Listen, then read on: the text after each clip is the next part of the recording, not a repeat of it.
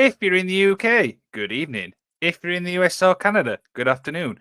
And if you happen to be in Australia or Japan, good morning. On today's show, I speak to the man known as Murdoch. This guy is, I don't know how long he's been wrestling, but looking at what he's done so far, I am absolutely amazed. There's so much to talk about. And yeah, are you excited, Murdoch? Hello, Liam. Good evening, good morning, good afternoon. And no matter where you're joining us from, it's your pleasure to be witnessing this interview this evening. I'm very excited, very, very excited. I know you've got plenty you want to talk about, Liam, and I've got plenty to get off my chest. Of course. But first, intern, roll the intro.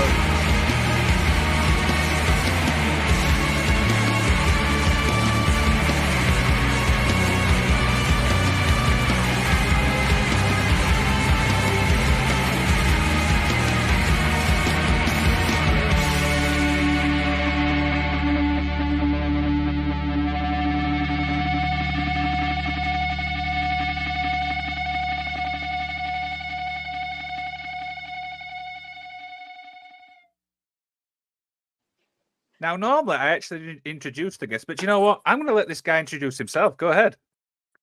As if this guest needs any introduction. You're tuning in to the magic of wrestling with the 5-star superstar, the headline grabber. It's me, it's Murdoch. And like I said, it's your privilege to listen to this interview. Of course. Murdoch, how's your week been, my friend?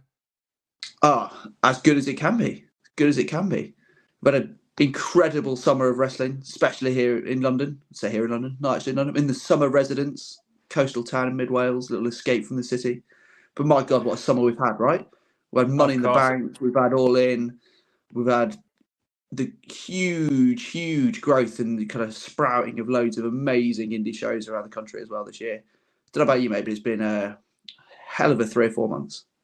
Of course, it's been absolutely amazing. So obviously, is it a nice little chill week for you then now? Now you're in Scotland? Well, as you'll have known, Scotland, I'm in Wales, mate. I'm in Wales. I know. I know. I just want to see if you noticed. Oh, of course I would. As you'll have seen, I didn't have the best of times at Riot Cabaret, all singing, all dancing around, all in weekend. I happened to take a few licks with a kendo stick and a suitcase. As a result, I'm taking a couple of well-earned weeks to rest, recuperate, let the body recover, let the soul recover. The next time we come back to the Clapham Grand, I'll be stomping all over the place. There you go. It's awesome. So yeah, purpose of today's show is, you're going to be happy. It's actually about you, really, not about me. So we've got loads of stuff obviously to talk about. And yeah, as always, if there's anything we don't actually feel comfortable talking about, next question, we move on. Does that sound all right? Try me, mate. Just try me. Of course. So obviously, while I was doing research, I was on yourself, the two people you obviously were trained by, and I'll start off obviously with the first one, which is obviously Greg Burridge. Highly respected man. What was it like, obviously, training under Greg? Training under Greg is one thing. I think if you ask Greg Burridge this question, he would describe me, might describe you as something completely different. Describe me as, what other word do you use? Star student, protege, someone he's a little bit worried about. There was a world in which this summer we'd have had a little scrap up in Doncaster for Pro Wrestling Zero, which never quite materialised. But I tell you what, if there is a man that can teach you more about British wrestling than Greg Burridge involved in our scene at the moment, I'll buy you a beer. The man that more than 2 decades of experience. He's wrestled the best in the world for 15 years of that. And it's a privilege to work with him. He's taken me from someone who was, I'll say, naturally gifted when it came to the squared circle, molded me into a performer, an artist, a fighter in his image. And we go back. Our bond is deep. There you go. And obviously, the other person I didn't realize was obviously training, and obviously, this is somebody who I actually like in the scene it's Cara Noir. What's the difference from obviously training under Greg and Cara? Is it kind of different? Completely different experience.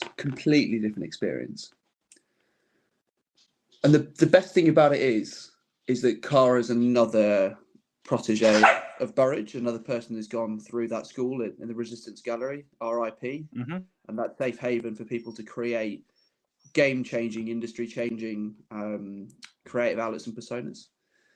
And as it won't surprise you to know, Cara Noir is a truly individual mind when it comes to wrestling.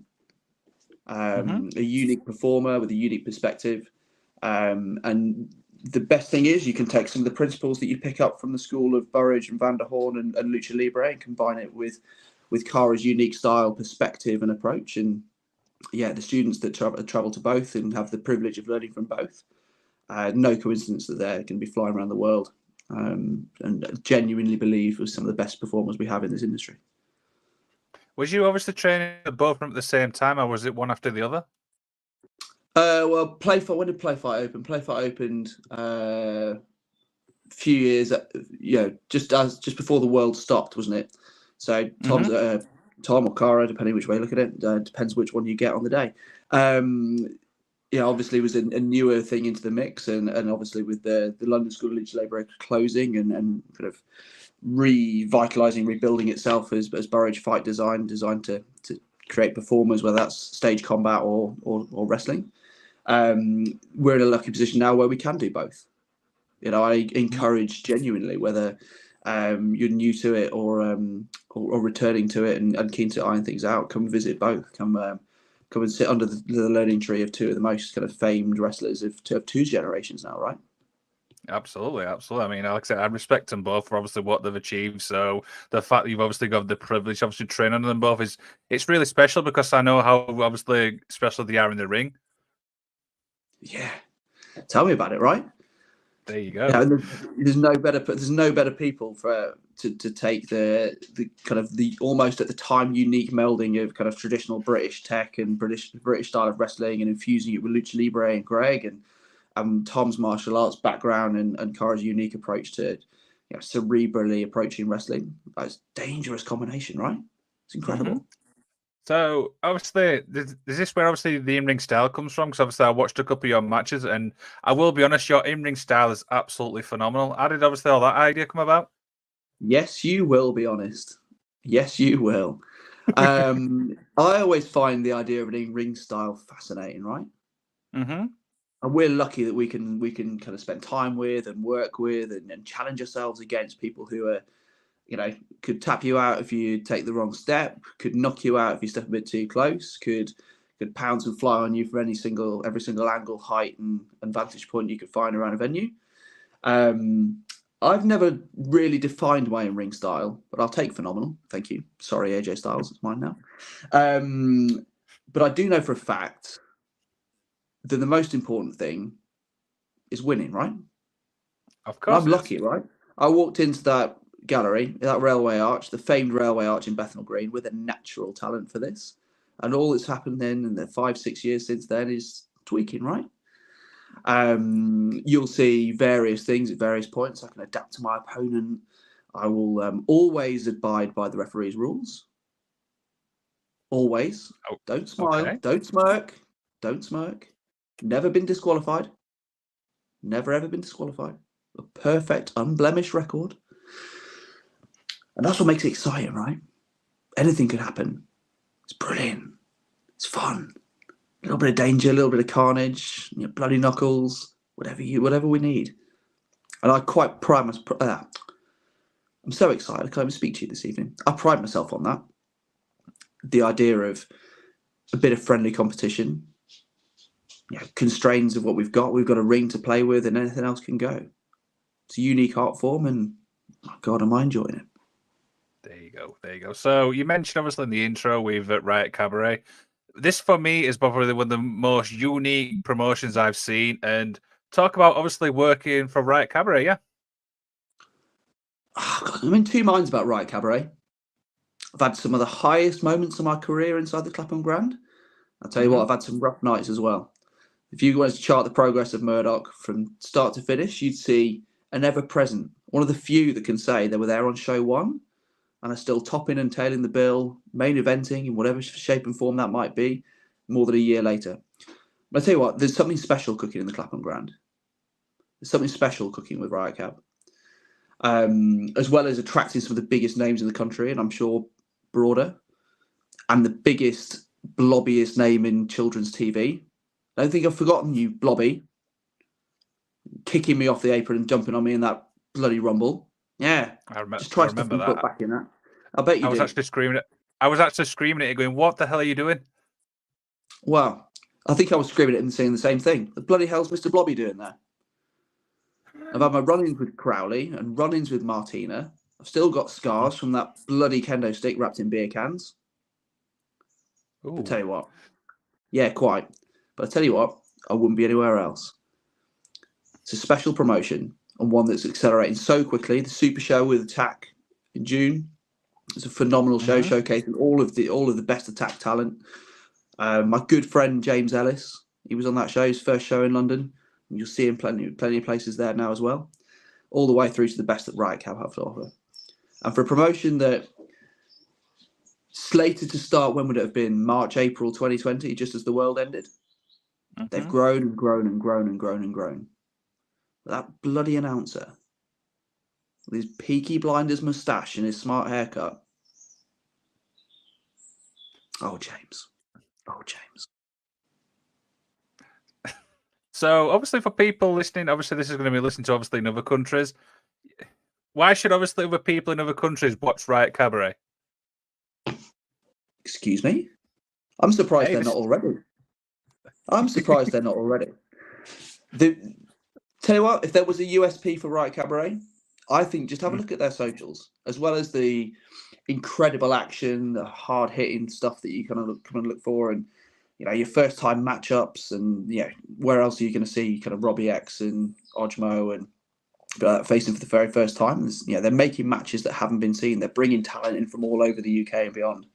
But I tell you what, if you look at their socials, the thing that gets me and the thing that sets it apart, look how much of a good time those people in that crowd are having. Yeah. This isn't just a run-of-the-mill black T-shirt, overweight, slightly smelly wrestling fan that does the usual tour around the usual venues for the usual promotions. These are people who are watching a wrestling show for the first time and their minds are being blown. And the atmosphere and the environment in that venue is like nothing I've ever witnessed.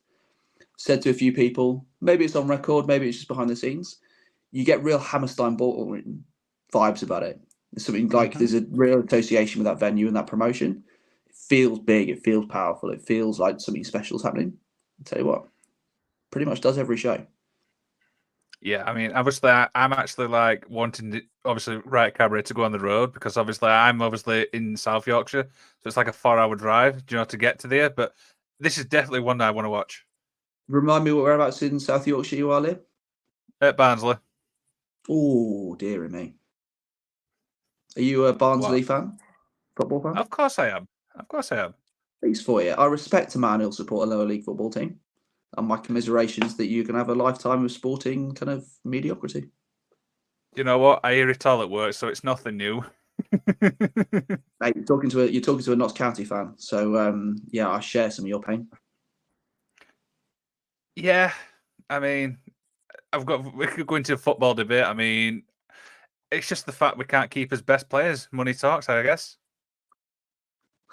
Money talks, my friend. Yeah, unless you're in the top 6 of the Premier League or you're a Welsh football club owned by Ryan Reynolds, you kind of goalposts are different, right? Yeah, that is true. That is true. But you know what? It's still a local promotion. Obviously, I'm going to stick through thick and thin. I mean, I'm sure you do the same as well. Mate, if you've described your local football club as your local promotion, you've been in this wrestling game far, far too long, my friend. Yeah, I need a new hobby. I'm kidding, by the way.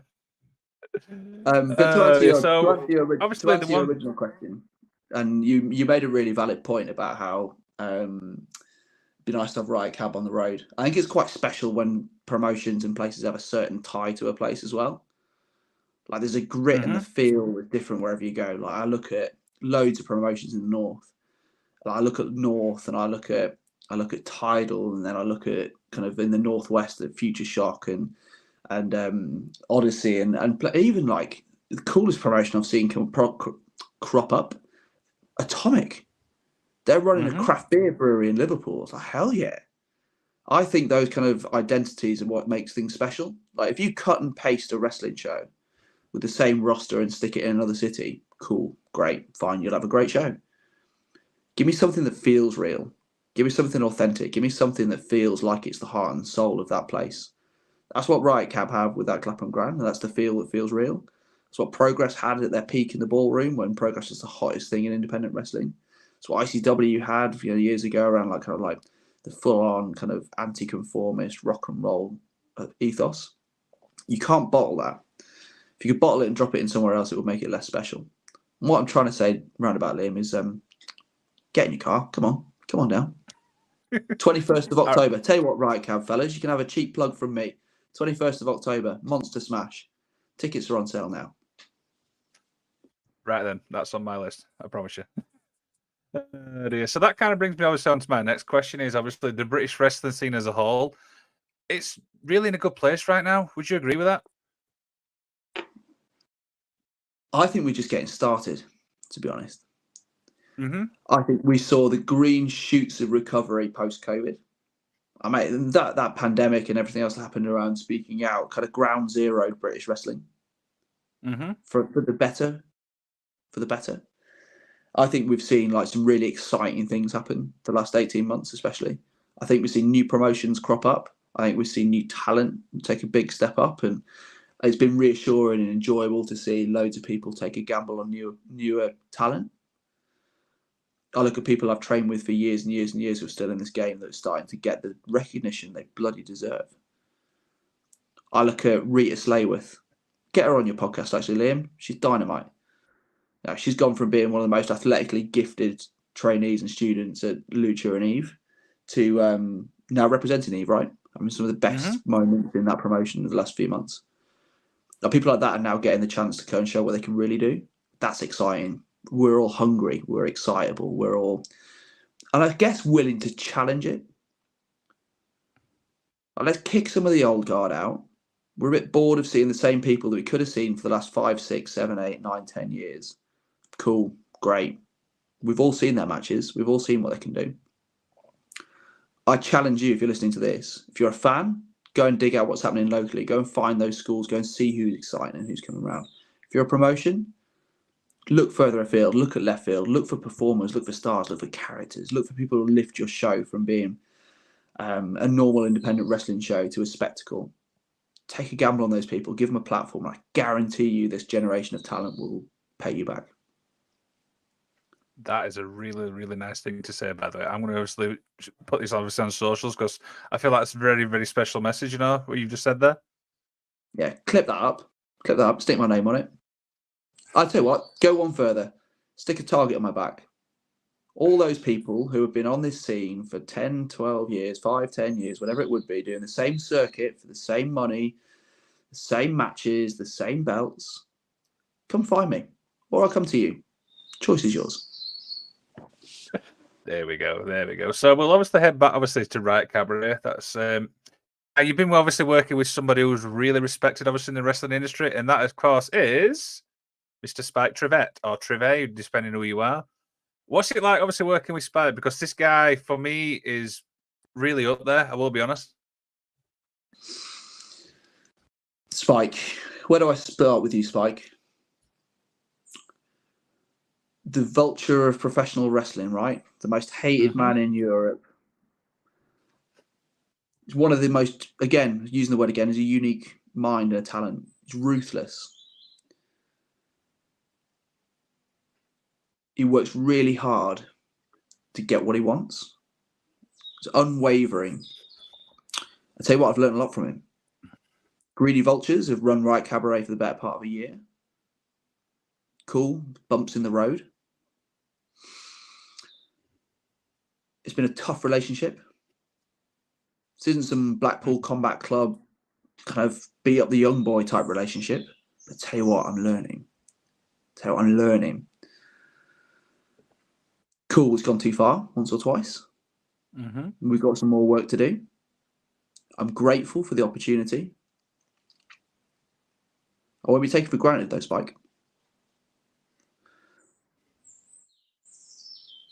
Well, I mean, what can you say that? Sorry, I just felt that exactly what you were saying there. That was really, really powerful. Thank you, Liam. It's very kind. As the best relationships always still have ups and downs, right? It's There's no very, such very thing true. as a perfect handshake that stays the same forever, right? Of course.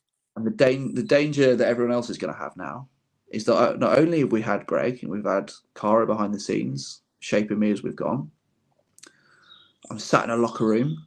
I'm stood ringside. I'm in tag team matches with some of the biggest names in Europe. Taking a little bit here and there. My God, is it fun? That is. So that kind of leaves me, obviously, a follow-up question is, obviously, you obviously are Here part we of the are. Greedy Vultures. There we go. I love actually how serious these three guys are, and you're just like the really, really smiley one. Is that always the case? Well, obviously not. Obviously not them, because I keep getting kicked out of me by people like Charles Crowley and Martina with a beer can kendo stick. Not smiling then. I tell you what, that's the smile of a man who knows the power of the people around him, knows the opportunity he's been given to make the best of it. I'm glad you called us all out collectively as well, because this isn't Spike and Friends. This isn't Crab and Goyle and the other people from a Harry Potter type scenario. The Souls are probably the best unsigned tag team in Europe. Consistent performers. Drop them in any situation. Business as usual for those guys. I'll tell you what, I'll give them a little extra rub as well. Their academy is churning out some incredible students. New Wave is doing brilliant business. And if they're curating a generation of wrestlers molded in their image, put the scene on notice, my friend. There you go. There you go. I love this, that you're always pulling people over, but obviously this is always about you. So who's some of the names obviously in the UK scene right now would you obviously like to work with, or let's say beat up? Work with is a question, isn't it?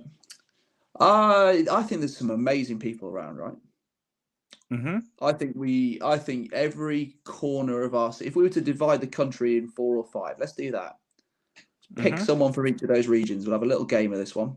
If this was a chessboard, you'd have a big old piece, but we'll go one for the northeast, one for the northwest. We'll have one from Wales and your West Country, and I'll kind of chuck around a couple of Midlands names as well. One local too. The first name here, Chuck Bloody Mambo. Oh, okay. And Chuck Bloody Mambo annoys me twofold. Firstly, he's the architect of me being basically drop kicked into oblivion by Cara Noir at Riot Cab.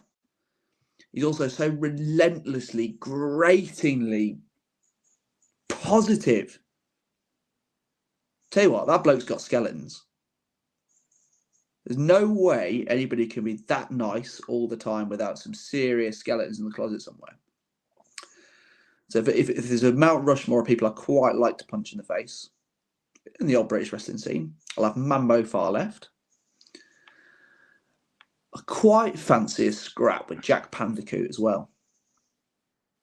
That kid's got fire. He's amazing. Talented, charismatic, sure. And tell you what, if I was to pick someone, go cool. I'll put a pin in the pin in Yorkshire. We'll start with Jack Bandicoot. If I go northwest, who do I do? Tell you what, I've not seen her for a hot minute. Where's Keenan gone? One of the newest members of Northwest Strong before the world stopped. Do you know why I want to have a scrap with Keenan? Because he left us all behind. What many people won't realise is before he put on his Ridgeway endorsed tracksuit, he was training with us at Lucha. He was one of the boys. He was part of that group that really pushed themselves. And then as soon as that tracksuit went on and off he buggered back up to the Northwest, forgot about us, didn't you, pal? If you're hearing this, you forgot about us. I've not seen you for a little while. Hope you're well. Hope you're not injured. Hope you're kind of enjoying life and all those bits. Step foot back in. Let's dance, pal.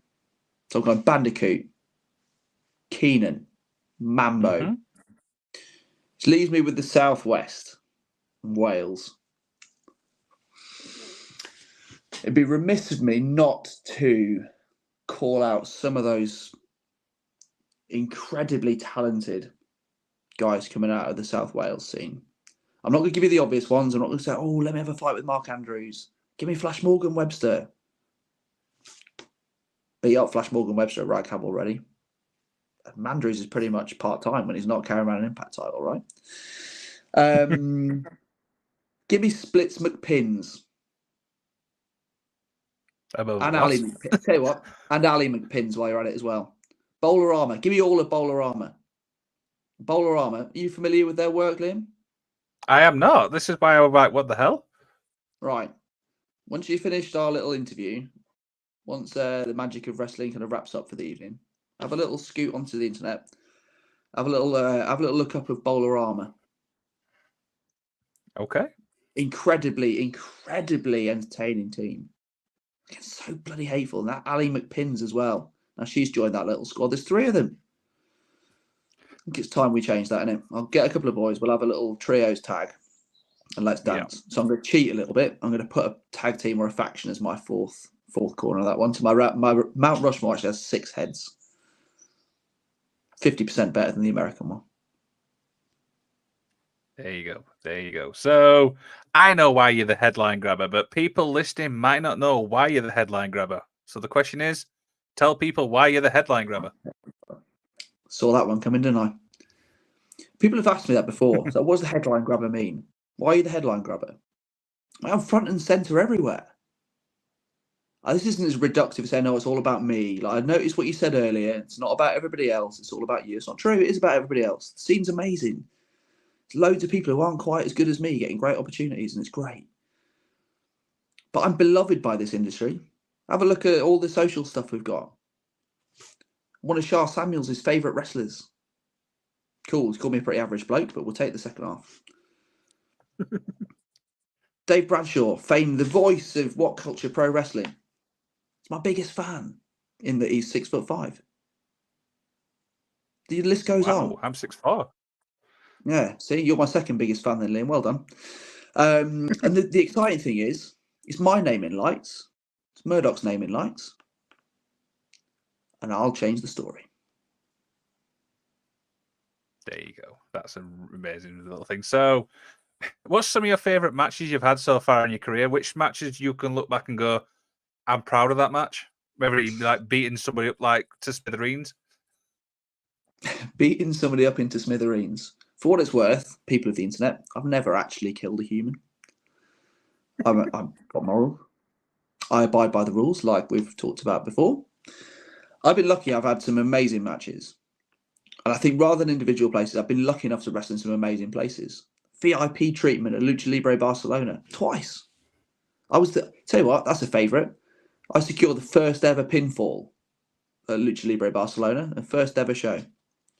That's a special moment. 400 really angry Spanish people because their hometown heroes got beaten by the headline Grammar and Baltazar. In fact, check him out if you're fans of Portuguese wrestling. Badass. That's an amazing moment. I look at the opportunity to do that tag team match, like the Riot Cabaret show. Mm-hmm. Greedy Vultures, Spike Trivet and Murdoch against Charles Crowley, Joe Lando. Didn't end so well for poor little Joe Lando, did he? No, carried out that time. Sorry, pal. That was great. That was really fun. It was brilliant. The person who I've got a bit of unfinished business with still, which is quite timely given he's just come back from injury, Tommy Bloody Kyle. Tommy Bloody Kyle. Oh, yeah, you raise your eyebrows. I see you. What people won't realise is the first time we fought, he beat me, RCWA in Raynham, by the skin of his teeth, by the luck of the way his body was positioning, snuck a victory. It was outrageous. I beat him clean at Riot Cabaret. 1-1. My challenge to you, British wrestling. Let's have a rubber match. Because both of those have been great. Sweat flying off us for fighting that hard.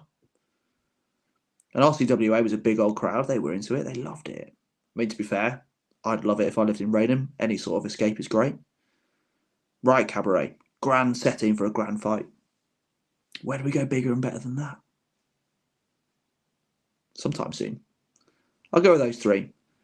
But actually, to be fair, before you move on, Liam, I'm well aware of the privileged position that I hold. No, I've earned. We've done Spain, wrestled across the southeast of England and the Midlands, and Yeah, we've even done kind of festival headline sets to 500-600 people. Kendall Calling, the biggest festivals in the circuit. The privilege of playing host to the headline grabber and friends and others. And I look at those moments. I'm not a match guy. I'm not a like, ironically, the 5 stars is important, but not in the way that you think. I look at moments. I look at where we've had such a big crowd reaction. They've either been shocked or they've been delighted or by and large disappointed that I've kind of stomped on another one of their little hometown heroes. Far more so than I ever look at the person I'm stood across the ring from. It's what it's about, right? Of course, We're in the business. I might be in the business of winning, but we're in the business of entertainment, my friend. There you go. And everyone can watch every bit of wrestling. They can watch big promotions, small promotions. They can try and have a look behind the curtain and see how wrestling really works. And I know this is it. But ultimately, the best reaction is when kind of go, "Oh my god, didn't expect that," or "Oh my god, this is the best thing ever." Those people come back. Those people buy my merch, and those people keep me looking as fly as I do. That's awesome. And we're going to end on obviously something which I always end the show on. What's the goals for Murdoch? What does Murdoch want to achieve in the short term, and what does Murdoch want to achieve in the long term? Oh, hello. Big question. I'm going to give you 2 answers, I think. And one's going to play into a bit of an aspiration of mine. Short term, I've got a few exciting things coming up. I've got things that I can't announce yet. I've got things that are in the back pocket to come through.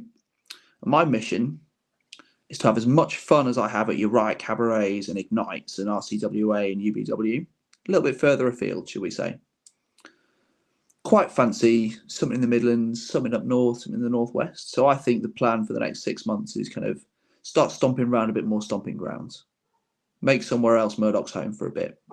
Because we haven't had a home for a while. As soon as that gallery closed, there's a generation of wrestlers coming out of that school that haven't got a home anymore. I'm happy being a nomad. I'm happy doing my thing. Let me explore a little bit further. So that's the short term. I'll do that. Long term, let's give you a little look behind the curtain here. A little nice one to kind of wrap up our conversation, should we say? And I noticed you haven't asked me one of the really boring generic questions. So congratulations, Liam. You've done solid there for someone hosting an internet wrestling show. You haven't asked me who my inspirations are, who I role model myself on, who I like to look up to, all that kind of stuff. But I'll give you that answer anyway because it's quite a nice story. I'm not going to say you Kenny Omegas. I'm not going to say you Will Ospreays. I'm not going to say you Roman Reigns, these Sami Zayns. Person I look up to most from a wrestling perspective, Rocky Romero.